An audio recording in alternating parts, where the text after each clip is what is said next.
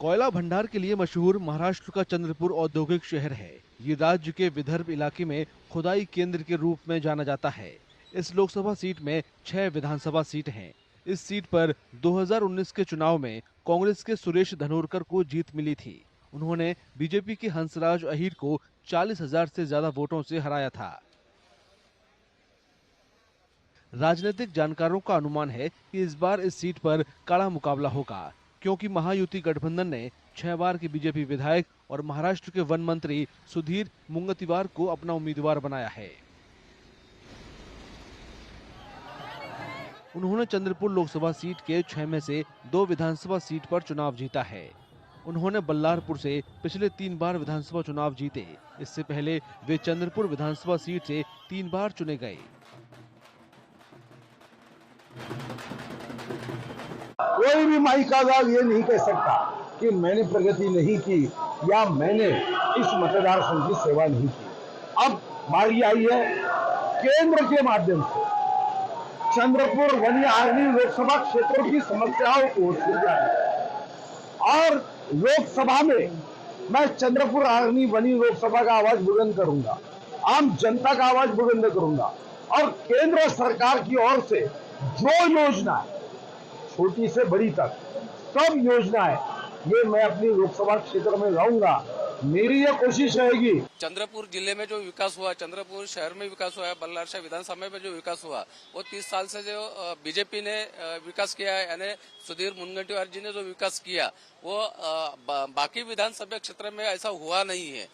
और इसी कारण जो बीजेपी की सीट उनको दिया गई है तो विकास के नाम पे दिया गया है, क्योंकि विकास करने के लिए एक उच्च शिक्षित होना जरूरी है, उनका अनुभव होना जरूरी है। कांग्रेस ने चंद्रपुर लोकसभा सीट से एक दूसरी विधानसभा सीट बरोरा की विधायिका प्रतिभा धनोरकर को उम्मीदवार बनाया है। उनके पति सुरेश धनोरकर ने 2019 में कांग्रेस के टिकट पर चंद्रपुर लोकसभा सीट से चुनाव जीता था। उनका पिछले साल मई में निधन हो गया। विरोधी पक्ष के जो उम्मीदवार है, मुझे उनसे भी कहना है कि आप हर भाषण में दावा ठोकते हैं कि हमने 33 कोटी वृक्ष लगाए हैं। अगर 33 कोटी वृक्ष जिंदा होते तो इतना बड़ा प्रदूषण ये जिले में नहीं होता। प्रतिभा धनोरकर अपना फॉर्म भरने के लिए जा रही थी नामांकन को, तो बुलाने से वो लोग नहीं आते, एक जनसैलाब आया था बिना बुलावे से। तो जाहिर है कि ताई के साथ में सिंपैथी भी बहुत है, क्योंकि बाड़ू भाऊ एक ऐसा नाम है जो 5 साल जिन्होंने इस धुरा संभाली है चंद्रपुर जिले निर्वाचन वनी आर्मी निर्वाचन क्षेत्र की, और वो प्रेरणा लेकर आई बाड़ू भाऊ धानोरकर की। और ताई के साथ में आज पूरा समाज ओबीसी समाज, मुस्लिम समाज, जितना भी समाज है, मैं समझता हूं कि आज ताई के साथ में कंधे से कंधा मिलाकर चल रहा है। चंद्रपुर में बड़ी संख्या में लोगों का कहना है कि बेरोजगारी उनके सामने सबसे बड़ी समस्या है। इसके अलावा महंगाई, महिला असुरक्षा और बढ़ती अपराध दर भी महत्वपूर्ण चुनावी मुद्दे हैं। कुछ लोगों का कहना है कि ये मुद्दे वोटिंग के रुझान पर असर डालेंगे। बीजेपी ने जो रूल किया है 10 साल में, वहां से बेरोजगारी, महंगाई और महिलाओं की असुरक्षा, धार्मिक मतभेद यह उत्पन्न हुए हैं।